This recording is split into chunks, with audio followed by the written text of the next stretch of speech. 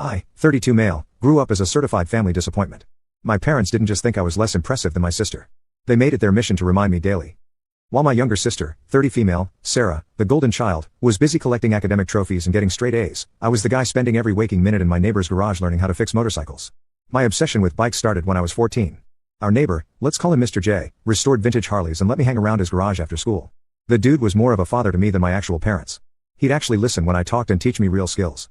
While Sarah was winning science fairs with whatever nerdy project my parents paid for, I was learning how to rebuild carburetors and tune engines on classic shovelheads and panheads. Mr. J would actually high-five me when I figured stuff out. While at home, my accomplishments might as well have been invisible. The classic line in our house wasn't "good job" or "I'm proud of you." It was, "Why can't you be more like your sister?" I swear to God, I heard that phrase so often, I thought it was my actual name for a while. When Sarah got accepted into some fancy science program in 10th grade, my parents bought her a $2,000 gaming laptop for educational purposes. Yeah. Right. A new desk setup and took the family out for steak. When I rebuilt my first engine completely solo, a vintage ironhead that even Mr. J said was challenging, my parents couldn't even be bothered to look up from dinner. I walked in all excited like, "Hey, got that Sportster running today," and my parents just grunted, "Keep it down." It wasn't just ignoring my interests. They actively tried to sabotage my motorcycle phase, their words, not mine. My motorcycle magazines would mysteriously disappear. Tools I bought with my own money would vanish from the garage. Once I saved up for 3 months to buy a used repair manual collection, and my mom donated them during spring cleaning because that junk was cluttering up your room. But Sarah's bedroom looked like a Best Buy and Barnes & Noble had explosive diarrhea all over it. Latest tech, stacks of books, special desk lighting so her precious genius brain could develop properly. Meanwhile, I got yelled at for having dirty fingernails from working on engines. The worst was whenever relatives came over. My parents would parade Sarah around like a show pony. Sarah got accepted to the governor's STEM program. Sarah won first place at regionals. Sarah is being recruited by MIT. Then some uncle or cousin would turn to me and ask what I was up to. And before I could answer, my mom would jump in with, "Oh, he's just going through a rebellious phase with these motorcycles. He'll grow out of it and get a real job eventually." Then my parents would add something supportive like, "Not everyone can be academically inclined like Sarah. We're still waiting to see what he'll do with himself." Then they'd literally change the subject back to Sarah. I wasn't even worth a conversation. By senior year, Sarah had already been accepted to 3 elite universities with full rides. My parents turned our refrigerator into a shrine for her acceptance letters, literally covered with them, not exaggerating. I had solid grades, but I also had an actual life plan. I wanted to open a motorcycle repair shop specializing in American classics. I'd been working part-time at the local garage for 2 years, saving every dollar, studying business plans at night. My boss said I had real talent, and customers would specifically ask for me to work on their bikes. Not that any of this registered with my parents. According to them, my entire future was a joke because it didn't involve a fancy degree or sitting in an office. Every time I mentioned my shop plans, my mom would get this pained look like I just told her I was planning to become a professional dumpster diver. My parents wouldn't even acknowledge it. They'd literally pretend I hadn't spoken. The funny thing, my parents weren't even successful themselves. Dad was a middle manager at some insurance company, constantly passed over for promotions. Mom was an administrative assistant who talked about her career like she was running the place. But somehow they'd convinced themselves that Sarah was their ticket to reflected glory. She would become something big and important, and they'd get to say, "That's our daughter." By 18, I was basically invisible in my own home. I'd come and go, and half the time they wouldn't even notice. So when I graduated high school, I had about $12,000 saved up. Not life-changing money, but pretty damn impressive considering I was making $8.50 an hour turning wrenches at the garage. I'd been living like a monk for 2 years. No new clothes, no going out with friends, no $300 gaming consoles that Sarah seemed to get every Christmas.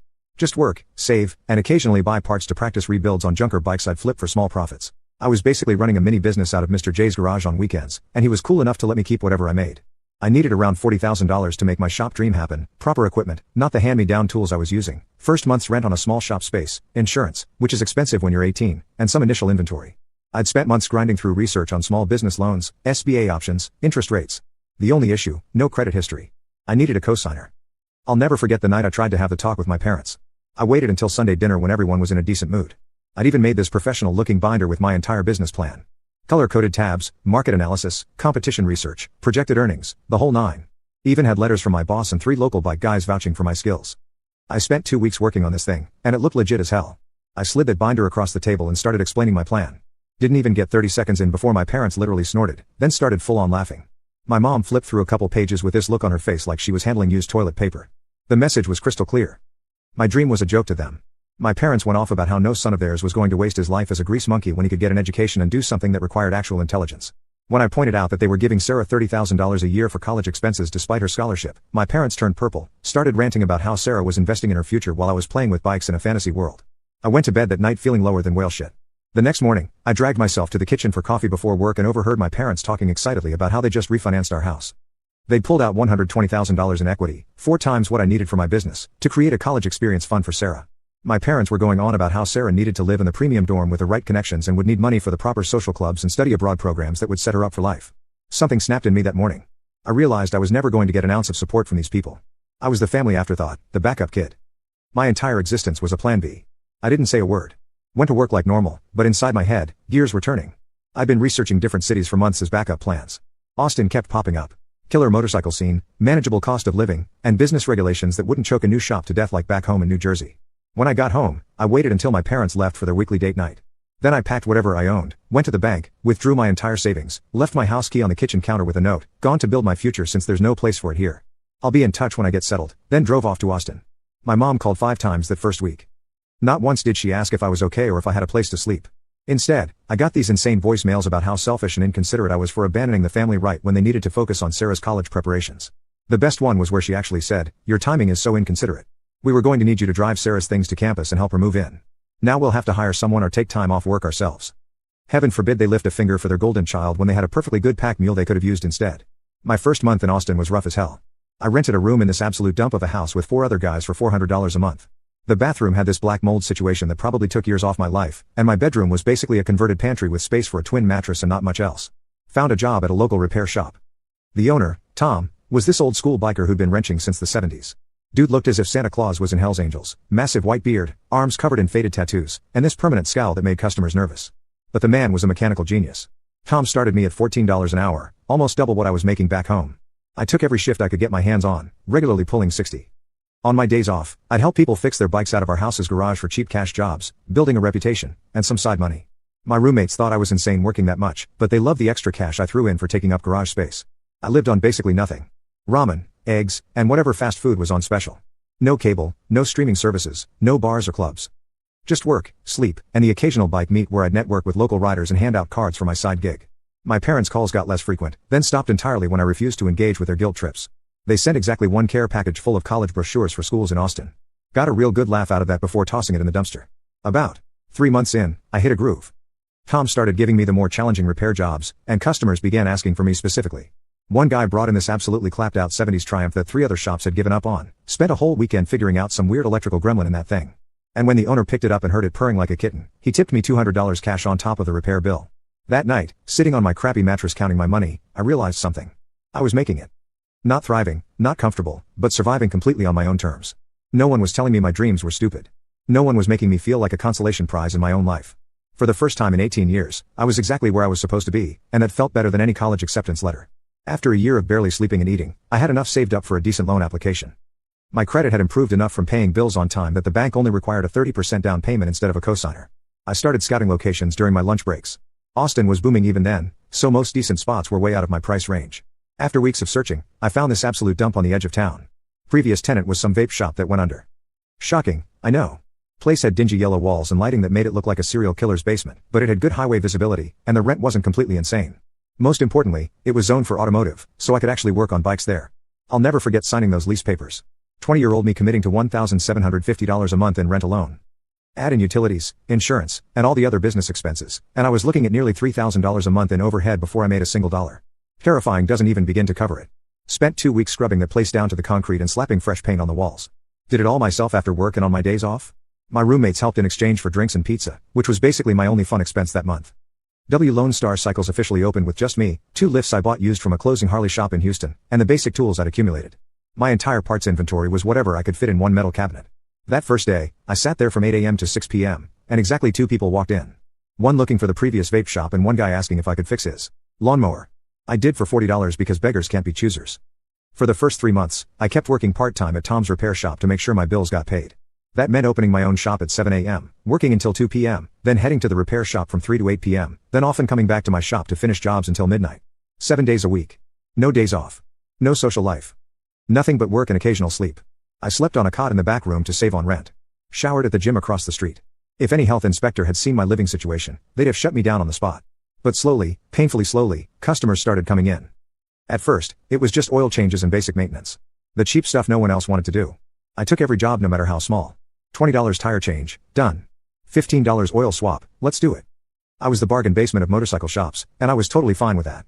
Get them in the door for the cheap stuff, impress them with quality work, and hope they come back for the bigger stuff. Word started spreading among the local bike community. I was the new guy who didn't overcharge, showed up when he said he would, and could work on vintage American bikes that the bigger shops didn't want to touch. After about 6 months, I had enough steady business that I could quit the repair shop. Tom was actually cool about it, told me he'd expected me to leave months earlier.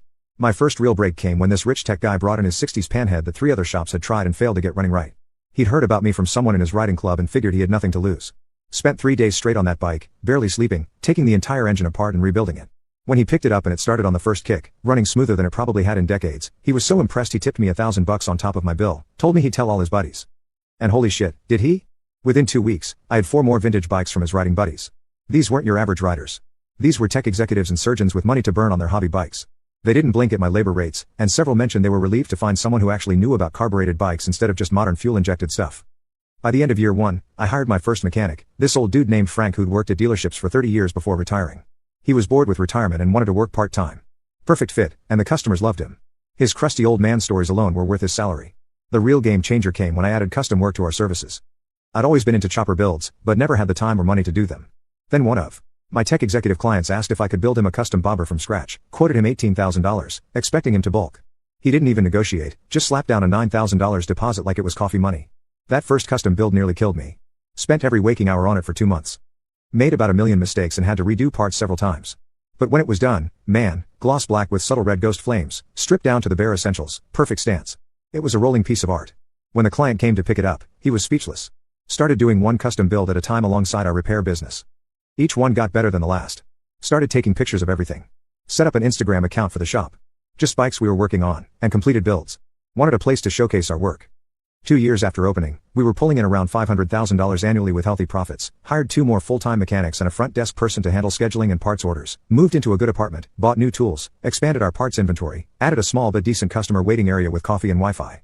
The real cherry on top was finally treating myself to my dream bike, a fully restored 1969 Harley Shufflehead that came up for sale when an old collector passed away, metallic blue with chrome for days, the same model Mr. J had been restoring when I first started hanging around his garage as a kid.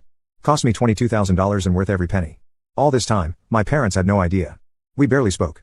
Just a text on birthdays and holidays. They never asked about the business, and I never volunteered the information. In my mind, they'd lost the right to know about my success when they laughed me out of the room with my business plan. Their loss, not mine. But family has a way of worming back into your life, especially when they smell money, and that's where this story gets really interesting.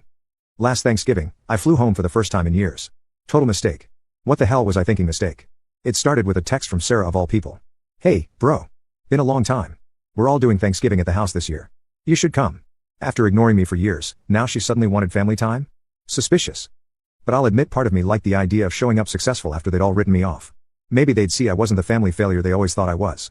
Plus, I was curious what they'd been up to all these years. Stupid curiosity. Bought nice gifts for everyone. Going home felt weird as hell. Like visiting a foreign country where you used to live but can't remember the customs. Everything familiar but slightly off.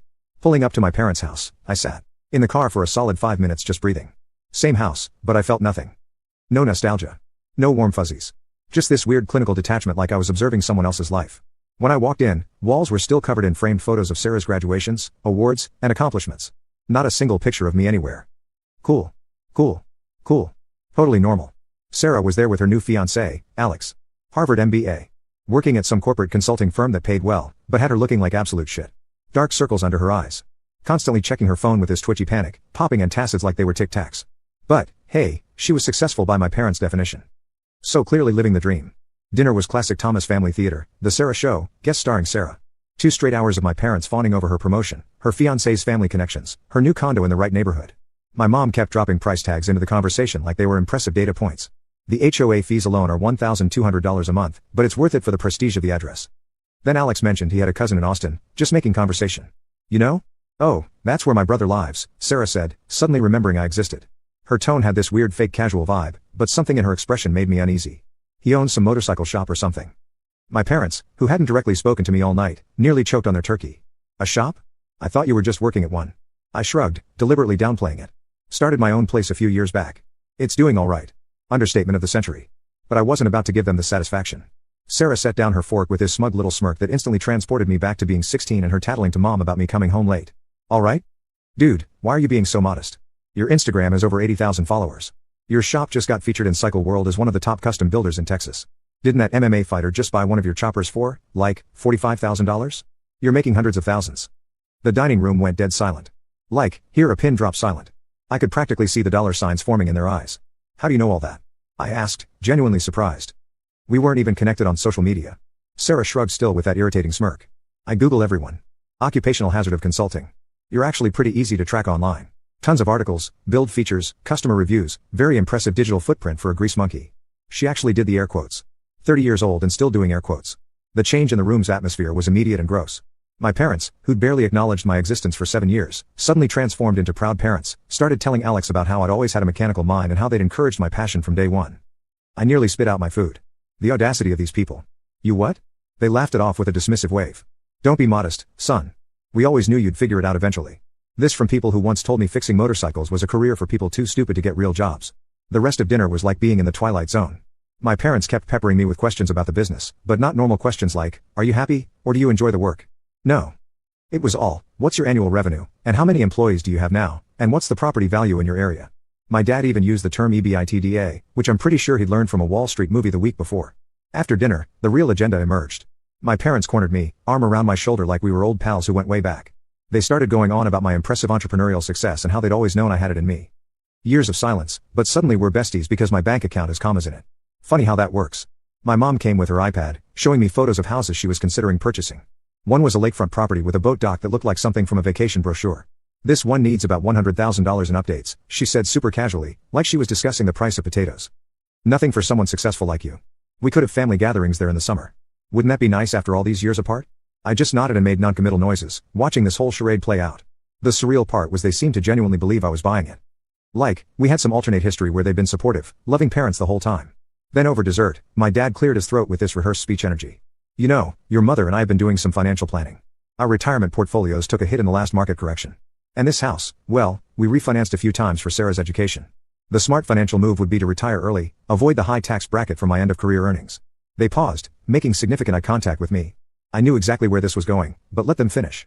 Maybe you could help out your family a bit, give back after all we've invested in raising you? I raised an eyebrow. How much exactly are you thinking? My parents glanced at each other like they'd practiced this, then dropped the bomb. We'd need about $250,000 to be comfortable, plus maybe setting up a small monthly stipend. College costs really drained us. And your sister's graduate loans are significant. $250,000, plus a monthly allowance. For the people who laughed in my face when I asked them to co-sign a $40,000 loan, the people who told me my career choice was embarrassing and stupid, the people who didn't have a single photo of me in their house. Well, family supports family. My mom jumped in, reaching for my hand with this fake sincerity that made my skin crawl. We supported you your whole life. I almost laughed out loud. Did you though? I asked quietly. Sarah, ever the peacemaker when it benefited her, jumped in with her consultant voice. Come on, bro. It's not like it would hurt you. I saw your shop's expansion in that article. You're killing it while mom and dad are struggling. Isn't this what family's for? I just nodded and said I'd think about it, but I already knew my answer. Just wanted to enjoy the show. My mom hugged me goodbye at the door, whispering, we're so proud of you, honey. I always knew you'd make something of yourself. The crazy part? I think she actually believed it. People really do rewrite history to make themselves the heroes of their own stories. On the ride home, I kept replaying the evening in my head. The absolute 180-degree turn in how they treated me. The way I was suddenly visible after years of being the family ghost. My mom started texting before I even boarded the plane. It was so wonderful to reconnect. Dad and I are thinking about that lakefront property. When can we expect your contribution? The absolute balls on these people. I'm serious. Not even a thank you for considering, or we'd be grateful if. Just straight to when they could expect my money to start rolling in. The next few messages got progressively more entitled. My dad literally texted, we've set up a special account for your family contributions. I'll email the wire instructions like it was already a done deal. I didn't respond to any of it. Just let them keep digging themselves deeper. By the 5th message, I blocked their numbers. My sister too, since she'd started chiming in about how selfish I was being. I figured that was it. They'd be pissed. Talk shit about me to the extended family, but eventually move on once they realized they couldn't squeeze blood from this particular stone. Boy, was I wrong. About 3 weeks after blocking them, I started getting weird messages from distant relatives and old high school friends. Is everything okay at home? Heard you're having some issues with your folks. Then my cousin called. Dude, you need to check Facebook, was the first thing he said. Your parents are on a fucking crusade. I hadn't been on Facebook in months, but I logged into my dusty account, and holy shit. My parents had gone nuclear. They'd been posting daily updates about their troubled son who had stolen family money and abandoned them in their time of need. According to their posts, I had taken $50,000 in cash from my parents' home office before leaving for Texas, money that was supposedly set aside for Sarah's education. They claimed this seed money was the only reason my business succeeded, and now I was refusing to acknowledge my debt to the family. LOL, seriously now? But wait. It got worse. My mom had joined several local community groups and was telling everyone how I'd left them struggling while I flaunted my wealth online. And she takes screenshots from my shop's Instagram, pictures of custom builds and the new location, and posts them with captions like, "While we struggle to pay medical bills, our son buys new property with money he took from us." Then there was a GoFundMe my mother had started titled "Abandoned by Our Son. Help us save our home." It had already raised nearly $7,000 from sympathetic strangers and distant acquaintances. I really laughed at this one. How pathetic. It was fucking unbelievable. These people were actually trying to paint me as some monster, and people were buying it. The comments were full of supportive messages and outrage on their behalf. Some family friends I'd never even heard of were posting about how they always knew there was something off about me, but I wasn't going to let that slide. I was about to teach them some good lessons. I called a lawyer immediately, filed for defamation. I forwarded all the screenshots my cousin had sent me and gave him access to my financial records. We filed the suit the next day. They were actively damaging my reputation and potentially my business with these lies. Couple of customers saw my account tags and had already mentioned seeing something online about the shop owner having family issues. In a business built on trust and personal reputation, that kind of talk can be fatal. We sent them a cease letter warning them. If they don't take the post down within 48 hours, there will be consequences, and addressed each false claim with counter evidence. Their response, they doubled down. My dad posted a screenshot of the cease and desist with a caption about how I was now threatening legal action against my own parents and trying to silence their pleas for help. My mom went on some local Facebook group for parents and claimed I was legally bullying them because I was ashamed of the truth coming out. My lawyer was practically giddy and said they made our case so much stronger. They were served a legal notice that their claims are false with evidence, and they've chosen to continue. That's textbook malicious defamation. We pushed forward with the suit. The consequences hit them fast and hard. A local newspaper ran a story, and suddenly my dad was losing accounting clients. Turns out people don't trust accountants accused of lying about finances. And my mom got placed on leave from her elementary school job. Their GoFundMe got frozen when people reported it, and they couldn't provide verification for their claims. Their little social media scam was crumbling around them. A week before our court date, they caved. We settled with terms heavily in my favor. They had to post public retractions, shut down their fundraiser, and pay my legal fees. Best part? They signed an agreement prohibiting them from even mentioning my name online without permission. My cousin told me they were furious about the humiliation, but whatever. Then a week later, my parents called from an unknown number. Against my better judgment, I answered. They started, "Son, this has all gotten out of hand. We're family. We shouldn't be fighting like this. Your mother and I are willing to put all this behind us if you're ready to be reasonable. I'm just wondering how you still got the nerve to call me," I repeated. "What the fuck do you want? I don't give a shit if things got out of hand. You made your own bed. Son, please, we're in a tight spot financially since this whole misunderstanding. My business is suffering. Your mother might lose her job. We didn't expect things to go this far. We are really sorry. Translation, we didn't expect to get screwed for trying to ruin your reputation." "That's not my problem," I said. "We're done. If you contact me again, I'll report you for harassment. Now deal with the consequences and just fuck off." And with that, I hung up and blocked the number. Since that phone call last year, I never heard from them again. Meanwhile, my career, still booming. Just opened our second location. We're now the premier custom motorcycle shop in Central Texas with an 8-month waiting list for builds. I've got 20 employees, a restored farmhouse outside Austin, and the freedom to build the kinds of bikes I used to dream about while being told I was wasting my life. So that's my story, Reddit. Next time someone tells you that family comes first or blood is thicker than water, remember that some family ties are actually chains. Cut them if you need to. Build your own life. Success is the sweetest revenge. Edit. Thanks for all the awards and supportive comments. To answer some common questions, 1. Stop asking if I ever plan to reconcile with them. You already know the answer. 2. Yes. I dated a couple of times through these years, but nothing worth mentioning. It ended fast. 3. Stop asking me why none of you can find Lone Star Instagram. I changed all the names for obvious reasons.